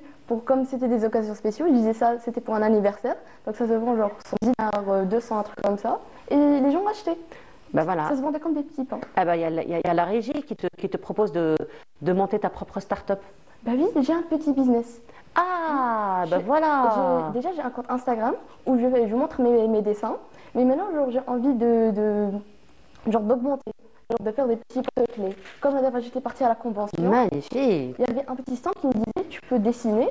Et ces dessins, on les rend en forme de porte-clés. Par exemple, un petit poster, un truc comme ça. Porte-clés, des magnettes pour les frigos. Voilà, pour les frigos. On peut faire beaucoup de choses. Voilà. Calendrier, voilà. Et puis pourquoi pas des pendentifs pour des fantaisies. Oui, exactement. Ah, finalement, il suffit juste d'en parler et puis il y a beaucoup d'idées qui viennent. Voilà, exactement. Ah, bah, bravo. Maintenant, un autre dessin, tu nous en parles? Oui, ça c'est mon personnage préféré dans un jeu vidéo. J'ai son skin qui a été genre designé hier. Je l'ai vu sur Google. Donc j'ai pris une feuille, j'ai commencé à le dessiner. Et ça, peut-être, je vais le mettre comme un petit poster, un truc comme ça. Alors, je ne sais pas pourquoi, mais j'ai l'impression que tout ton argent de poche va dans les fournitures, fournitures de dessin. Voilà. Ça a des feuilles, ça a des crayons, ça sèche vite, hein, apparemment. N'est-ce pas? Parce que c'est une feuille qui est complètement remplie, hein, donc il n'y a pas de blanc. Il n'y a pas de blanc. À part les cheveux, il n'y a rien. Ouais, voilà. J'étais en train de voir s'il y avait un petit blanc. Donc finalement, tout ton argent de poche, il est réinvesti dans les fournitures. Oui, surtout dans les feutres, parce que les feutres, ça sèche trop vite. Très bien. Alors Jalil, je reviens à toi. Donc encore, شفنا une vidéo de est-ce que la Terre elle est ronde ou elle est plate. Il y a d'autres vidéos aussi que tu fais. Et puis, tu es à l'actualité. Hein. Donc il n'y a pas longtemps, on a célébré le 1er novembre, n'est-ce pas? Et tu as pensé à faire une vidéo. Alors احكي لنا على هذه الفيديو. لا فيديو هذيك كنت قاعد حتى تفكرت بلي لوندومان 1 نوفمبر قلت ما نحكيش على 1 نوفمبر والجزائر en général فدرت هذا الفيديو. Très bien. Donc درتها وحدك هذيك لا فيديو. Donc finalement تكون قاعده هكا حتى تجيك بتيت انسبيراسيون هكذا تقول وعلاش ما نديرش هذا الفيديو وعلاش ما نديرش هذا الفيديو. نروح نشوف هذيك لا فيديو ونعاودوا نوليو ونحكيو عليها. D'accord? Donc justement à l'occasion du 70e anniversaire du déclenchement de la révolution, et ben Jalil a choisi de marquer cet événement à sa manière à travers cette vidéo. Je vous laisse la voir, on se retrouve juste après. هاي اليوم راح نحكي لكم على أول نوفمبر 1954 اللي كانت أول طلقة جزائرية من الوراث مسحوبة بكلمة تحية الجزائر اللي قررت فيها الجزائر باش تحارب الاستعمار وتخرجوا من بلادنا. الحمد لله بركة نشكر ربنا عايشين أقوى بفضل هاد الشهداء. المجد والخلود لشهدائنا الأبرار. Bravo, très très émouvant Jalil. Alors Jalil, قولي le montage نتا اللي ديرو. Oui. Alors كاين هذيك la musique de fond كيما لهنايا c'était من جبالنا. C'était من جبالنا donc en musique de fond, le petit drapeau donc tout ça c'est toi. Oui. Et كيفاش تعلمت درت دي كور دو مونتاج ولا وحدك؟ وحدي. كنت نحوس بخي لقيت باللي تقدر تطلع الفوليوم تاع الصون تاعك وتهبط الفوليوم تاع لا شونسون تما تبان الشونسون والفوليوم تاع الهضره تاعك en même temps. Et c'est ce que tu as fait. Oui. Et tu fais ça pour toutes tes vidéos. Oui. Eh ben يعطيك الصحة. Alors est-ce que عندك des idées là كحديرهم من بعد parce que tu as les abonnés تاعك يستناو. N'est-ce pas? Alors est-ce qu'il y a des idées واحد اخرين que tu as envie de faire prochainement? دركا راني نحوس راني نبحث على هذاك السوشي اللي حنديرو الخطره الجايه. واش رايك؟ نهضروا على لي دراغون. Pourquoi pas? Ça va te faire plaisir Marwa. Exactement. N'est-ce pas? Pourquoi pas تحكي لنا على الأسطورة تاع لي دراغون، لا ليجوند تاع لي دراغون. Oui. إن شاء الله pourquoi pas. أنا نستناو. N'est-ce pas? Jalil, merci beaucoup. Merci. Jalil, tu es un très bon élève, hein, j'imagine. Oui. Merci beaucoup, Jalil. J'étais très contente de te recevoir. Je te souhaite beaucoup de réussite. Merci beaucoup, Marwa. Ça a été un plaisir. Merci. Je te souhaite très très belle réussite aussi. Inch'Allah, une exposition bientôt. Inch'Allah. Pourquoi pas? Oui, je vais commencer mon petit business. Inch'Allah, une exposition. Jalil, peut-être maintenant, tu viendras faire une rubrique avec nous? Oui. Hein? Oui. Tu vas nous parler à chaque fois de quelque chose. On va y penser?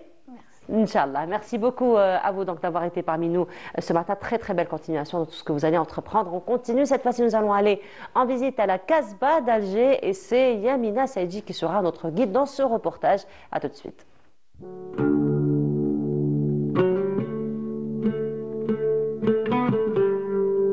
Nous sommes à Sidi Ramadan, connu pour sa mosquée et sa fontaine. Donc la fontaine qui est curative. Mais aussi, Sidi Ramadan est enterré, Darih de Sidi Ramadan, qui est juste à côté. Les gens ne savent pas que Sidi Ramadan est enterré juste là.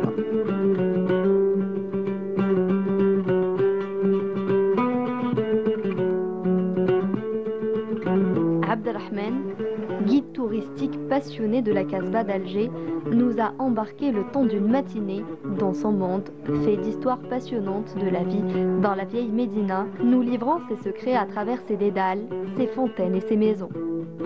À l'époque, on construisait avec des briques réfractaires et bien sûr de la terre glaise damée. Il n'y avait pas de fer, il n'y avait pas de ciment. Donc les gens d'avant faisaient attention, surtout les mères, les grands-mères, les jeunes filles. Il y avait à l'intérieur de la maison, c'était le mesha. C'était essuyé et la maison était impeccable. Et les gens faisaient très attention à l'air. Donc, il y a des maisons où on trouve des puits et d'autres non. Mais le primordial de chaque maison, il y a un puits qu'on appelle El-Jub. Nous sommes passés par la maison du centenaire et les escaliers du diable avant de nous arrêter à la fontaine de Berchben. C'était un lieu de rencontre pour les jeunes filles, discuter et en même temps un point de rencontre. Et ce qui est vraiment frappant, c'est le film de Pépé le Moko qui a été tourné dans cette maison avec Jean Gabin et Jean Duvivier. Une petite halte dans l'atelier de Mohamed, tailleur depuis plus de 40 ans, s'est imposée. اليوم تاعي يجوني ان بو بارتو اللي راحلو يجوني سواء لا فام ولا لوند يجوا الحمد لله انا خدامين يخدموا كاين لي فام بزاف خدمت ميم لي جان في خدمت لهم لي تروسو تاع العرايس العجايز تاعنا القويطات صراو الشرخه. Au terme de cette escapade, nous avons visité le mausolée du saint patron d'Alger, Sidi Abdelrahman Taalibi. Ce qu'il faisait Sidi Abdelrahman, à son arrivée en 1441, on lui a donné la magistrature d'Alger, Qadi el-Bled. Donc il pouvait donner des cours à 1000 garçons le matin et à 1000 filles le soir. Voilà ce que c'est que Sidi Abdelrahman. À travers un circuit très riche en histoire, en patrimoine, mais aussi en forte émotion, Abdelrahman nous a dévoilé quelques secrets de la Casbah, faisant de notre visite une expérience authentique et inoubliable. Un garçon entraînant. Et c'était une visite guidée à la Casbah d'Alger en compagnie de Yamina Saïdji. Et ça nous fait transition toute faite, hein, me dit Samira. N'est-ce pas Samira? Bonjour. Oui, bonjour. Comment ça va? Depuis le temps, Samira. Depuis le temps. Bah, tu vois, hein, finalement, toujours à l'origine. Ça fait plaisir en tout cas de te retrouver. Merci, alors tu nous disais que la visite guidée que nous a proposée Yamina Saïdji nous mène directement vers la rubrique que tu vas, le sujet que tu vas nous proposer aujourd'hui. Exactement, puisque quand j'ai levé la tête, j'ai vu le mausolée de Sidi Abdelrahman, un mausolée qui est très visité, il y a beaucoup de touristes, mais surtout un mausolée où avant se pratiquaient par exemple des rituels d'abattoir pour le sacrifice, par exemple d'Al-Eid et tout, où il y avait une installation, un espace réservé à l'eau, où il y a aussi une fontaine, où il y a un système d'eau. Très bien. la thématique d'aujourd'hui. Alors justement, on va en parler. Et Samira, puisque tu nous rejoins aujourd'hui, tout content de te retrouver aujourd'hui, eh ben, notre ami Siham a choisi de parler de ton prénom aujourd'hui. Siham, bonjour. Bonjour, comment allez-vous? Ça se passe bien, Siham? Ça va très bien, plaisir, merci. Et Aïcha, comment ça va? Écoutez, le plaisir est partagé, franchement. Voilà. Et puis, c'est toujours un voyage dans le temps. Hein. Oui. Même si ce sont des prénoms, c'est toujours un... Alors aujourd'hui, on va être gâtés parce que c'est 2 voyages dans le temps qu'on va avoir. Inch'Allah. N'est-ce pas? On y va. Voilà. Allez, Samira, donc on disait qu'aujourd'hui, on t'accompagne, on va s'intéresser aux aqueducs d'Alger seulement, parce qu'il y en a plusieurs. Les aqueducs, les citernes, les fontaines, les réservoirs, les lavoirs, les avaloirs, en fait tout ce qui est eau, parce que je suis tombée en amour devant le livre. Oui. Devant le livre donc, qui parle des aqueducs, fontaines, puits, citernes, les eaux d'Alger sous la régence ottomane depuis 1518 à 1620, mais en réalité un peu plus et même avant et après 1830. Donc là, on va aller vers le 15e, 16e siècle, c'est ça? Exactement. Et c'est Dalila Ouzidane qui a fait ce livre.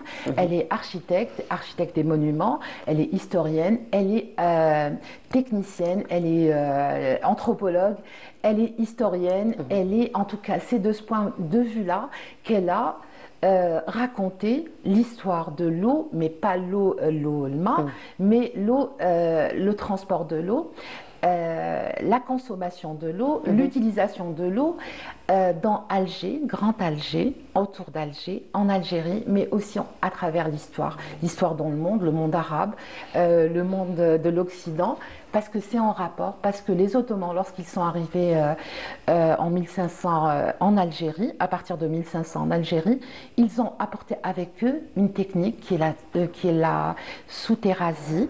C'est une technique pour... Une technologie en soi, à cette époque. Une grande technologie, parce qu'elle a servi à alimenter les habitants et toute la ville d'Alger, toute la Casbah, en fait, à partir de la Haute Casbah jusqu'à la Casbah marine, en fait, jusqu'à l'Amirauté, où on retrouve d'ailleurs la fontaine de Sidi Ibrahim, qui à la base est la fontaine de...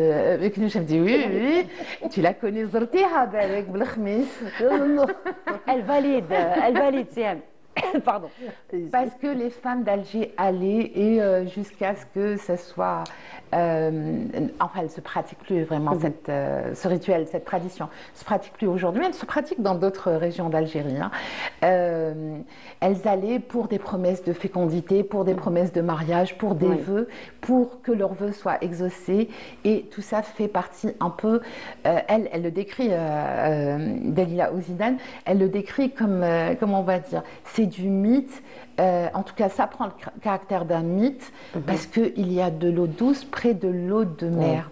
Voilà, ce qui est incroyable. Et ce qui est aussi incroyable par rapport, par exemple, à la fontaine de Sebahayoun, qui se trouve sur Saint-Eugène, qui a été détruite. Elle n'existe plus malheureusement parce que lorsqu'ils ont construit le front de mer, elle a disparu. Si tu permets, Samira, justement, Siham, par rapport à cette fontaine de Sebahayoun, c'est ce qui servait à faire le bouqalette non, c'était pas ça. La fontaine de Sebahayoun, c'est une fontaine qui était visitée par la communauté noire d'Alger. C'est la communauté, comme on appelle, de Bessalem et Bambara, qui allait vers cette fontaine, quoi, Sebahayoun. Sebahayoun, t'as le fel, y'a fel, etc. C'était vraiment Sebahayoun différente. Sebahayoun différente, voilà. Alors, puisqu'elle le dit, justement, cette communauté, entre autres, hein, c'était pas la seule, puisqu'on a la communauté mozabite à la Casbah aussi, qui avait, on va dire, entre guillemets, le monopole sur les hammams, les monopoles sur les fontaines, les monopoles sur aussi les boucheries, sur plein de choses. Et ben, cette communauté s'occupait d'acheminer l'eau dans des gerbettes. Donc, ce sont des gourdes faites avec de la peau de chèvre. Et parfois, on mettait le qatran. Qui retenait la fraîcheur. La fraîcheur. Et c'était les porteurs d'eau. En fait, il y en avait à peu près 1000 dans la Casbah d'Alger. Mais surtout, Dalila Ouzidane nous parle des 4 principaux aqueducs qui ont était construit durant l'époque ottomane, durant cette période, donc de 1518 à 1620, qui est celui du Val d'Hidra par exemple, qui est celui du Télémni, parce qu'on retrouve, et je crois que celui du Télémni, je crois pas, c'est dit que ça a été le premier, et on croit que c'est Kherdin Barberousse, donc qui l'a construit à son arrivée à la création de la régence d'Alger.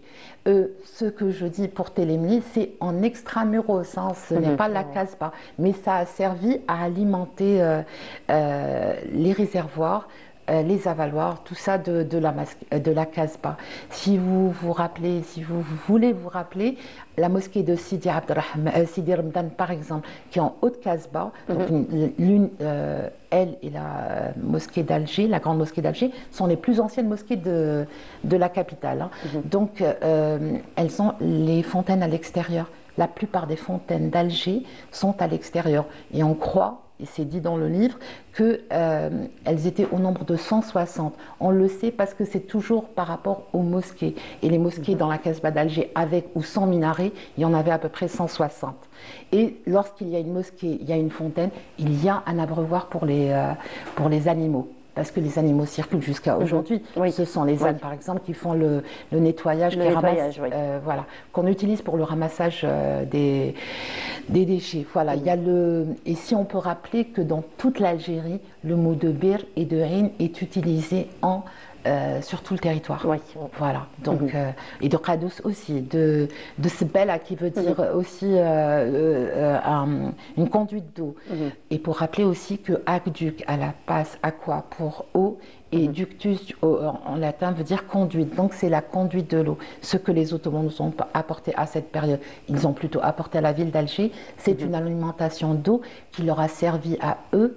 Par exemple, dans le rafraîchissement de la maison, même dans le diwan, dans les hammams, où on avait un système qui était fait avec des conduites, des tubes, des tuyaux, une tuyauterie en poterie qui servait parce que la poterie, la terre, ça a désinfecté l'eau. Alors tout ça pour dire aussi, pour ne pas oublier, qu'il faisait énormément de récupération des eaux pluviales, qui dans toutes les maisons de la Casbah, on retrouvait un puits et une espèce de bâche de citerne qui servait à récolter la pluie de... Rien ne se perd. Voilà, c'est un livre qui est passionnant, qu'il faut lire. Passionnant, alors probablement tu nous feras découvrir une partie à chaque fois. Voilà. Sinon, Samira, tu t'es déjà intéressée au sens de ton prénom? Un peu, franchement, non. Un peu alors, elle s'est intéressée à tout, Samira, finalement, sauf au prénom. Chose qui est très étonnante d'ailleurs. J'aime bien, elle se dit Bardot. Voilà. Vraiment, là, on présente toutes nos excuses. Non, mais ce qui est étonnant, c'est que Samira s'intéresse à tout ce qui touche le patrimoine. C'est mon père Lahmo qui m'a appelé. Mais pourquoi, comment, j'ai pas eu l'occasion de lui demander. Alors, pourquoi, comment, on ne saura pas. Peut-être c'est maman qui va répondre à la question. Mais qu'est-ce que cela veut dire? C'est Siham qui va répondre à notre question. D'ailleurs, il faut dire que Samira ainsi que Samir est un prénom très répandu. Alors aujourd'hui, ce sont nos collègues qui sont gâtés parce que nous avons Samir, notre cadreur, qui va aussi découvrir l'essence de son prénom aujourd'hui. Super. Donc en fait, il y a Samir et Samira qui étaient très très répandus durant les années 60 et 70 en Algérie. Donc ce fut un prénom très à la mode, qui sonnait bien, qui avait une certaine sonorité, qui ressemblait aux sonorités latines, etc., avec des lettres faciles. Donc, quand on dit Samira, c'est un petit peu, ça s'est un peu latinisé. Parce que, bon, il faut dire que le prénom vient d'Arabie déjà. D'Arabie oui. De la haute Arabie. Vous savez, quand on dit d'Arabie, il y a l'Arabie du Sud, où tout ce qui est himyarite, c'est-à-dire au sud, on va prendre la Mecque comme point de repère. Au sud de la Mecque, c'est le himyariyin, et au nord de la Mecque, c'est l'adnaniyin. Okay, donc, l'Arabie du Nord, donc c'est chez l'Adnaniyin qui allait jusqu'à Babylone facilement. Et quand on parle de Babylone, on parle d'une ancienne reine qui, d'après le mythe, a été élevée par des pigeons. C'est moi. Et cette reine, élevée par des pigeons, s'il te plaît. D'après le mythe, elle a été élevée par des pigeons et on lui a donné le nom donc de celle qui a été élevée par les pigeons, autrement dit l'ami des pigeons, et on l'a connue sous le nom de Sémiramis. Donc Sémiramis, pour laquelle le mari ou le roi à cette époque de Babylone a construit les jardins suspendus de Babylone, elle aimait les pigeons, et les pigeons, ben, ça tenait compagnie. Et elle-même était l'amie des pigeons. Et du coup, par glissement sémantique, par explication, etc. Il y a le mot de samar. Samar et samira. Samar, c'est discussion nocturne, c'est présence nocturne. C'est celle qui ne s'ennuie pas, qui discute, qui ont une bonne compagnie, vous voyez, qui vous porte une bonne compagnie.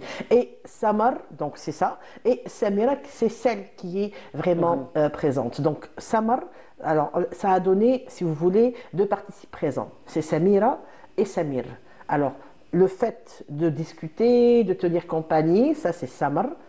Et puis de ce nom, Samar, viendrait Samira et Samir, qui en fait, à l'origine, c'était Sémiramis. Voilà, c'est la reine de Babylone. C'était moi. Donc les jardins suspendus. Là, on va devoir porter des gants pour parler à Samira dorénavant. C'est moi la reine. Alors c'est Sémiramis. Alors Sémiramis ou l'ami des pigeons. J'ai vu ça en Égypte aussi. Sémiramis. Oui, et les pigeons. Ça tient compagnie. Ça tient compagnie, et puis on rappelle, Siham, que le pigeon a accompagné aussi l'être humain, l'homme dans son évolution, tout déjà dans sa avec communication, les lettres, dans sa avec la correspondance. Premier facteur. Voilà, premier facteur. Donc imaginez les pigeons voyageurs. Un petit peu ces jardins suspendus, imaginez comment ils étaient bien ornés, avec des plantes, avec des roses, avec du jasmin, avec tout, et avec des pigeons. Donc ça tenait franchement compagnie, c'était un joli endroit de Sémiramis. Donc Sémiramis, Samira, ça n'a rien à voir avec Samra. Voilà. Et moi j'ai pensé à Samra. Et Samar et Samara, c'est aussi la même chose? Non, du tout. Alors Samara, c'est autre chose. Samar, c'est le nominatif, c'est le nom de Samir et de Samira. C'est tenir compagnie nocturne. D'accord. Par contre, Samra, c'est la brune. C'est la brune, c'est la couleur de la Voilà, ça n'a absolument rien à voir avec aussi Samarra, qui est une ville irakienne au sud de l'Irak, etc. Parce que Samarra, en fait, c'est une phrase qui a été un petit peu, comment on appelle ça? On l'a imbriqué. On l'a abrégé, si on veut. On l'a abrégé, et ça a donné Samarra. En fait, c'est Sarra man ra'a.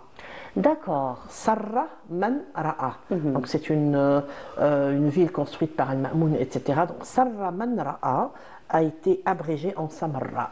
Et vous voyez que c'est complètement autre chose. Donc on va de Sémiramis à Samar. Je t'avais promis un voyage avec Siham. Franchement, je suis fascinée. Voilà. Je savais pas.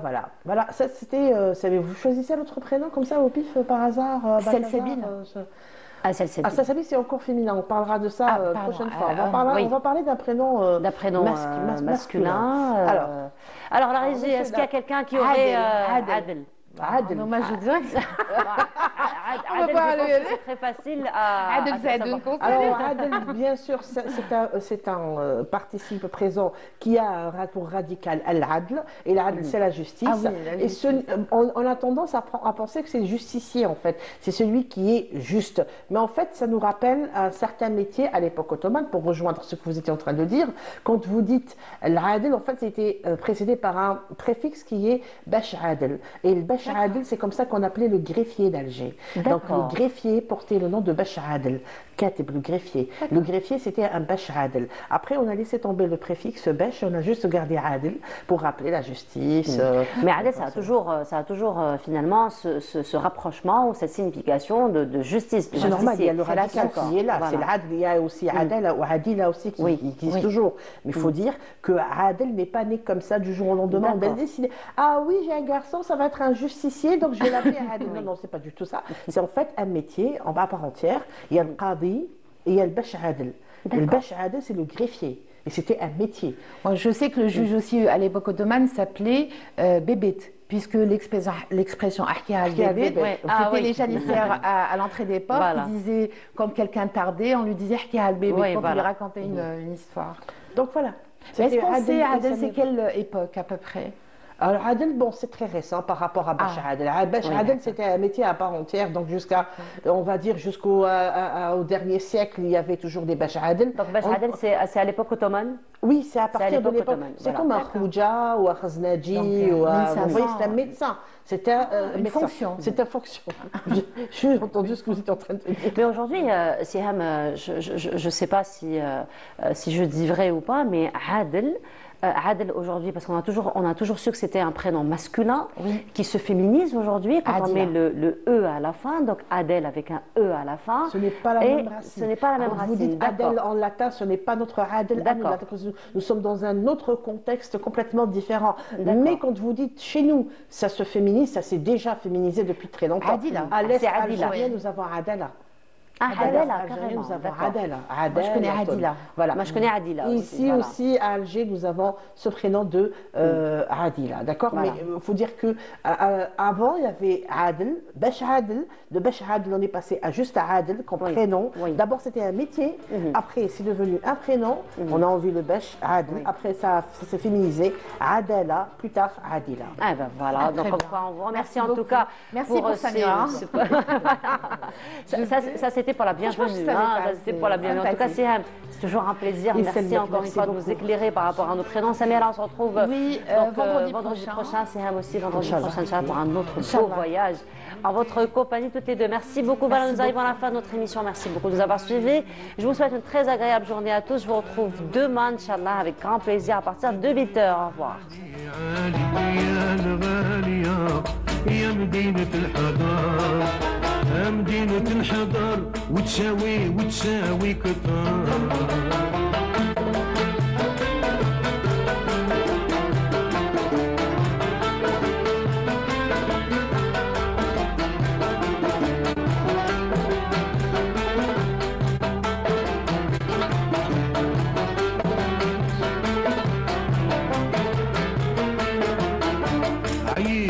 معاني الخطار والبال ما جبار معنى اللي واتي للشعار وبيات وتصور عييت في معاني الخطار والبال ما جبار معنى اللي واتي للشعار وبيات وتصور وقد ما نكون